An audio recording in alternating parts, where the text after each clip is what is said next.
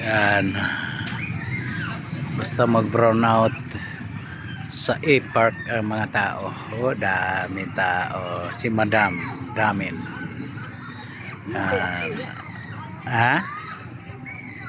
Muna siya sa E-Park. Pati ako. Oh, dami tao sa E-Park. Ayan.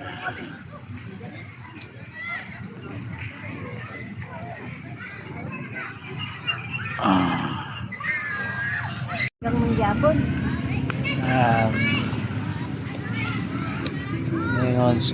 Ingon si Madam Igang lang daw gihapon. Pero lami man diri higda-higda. Ayahay. Sa ilalim ng mga puno.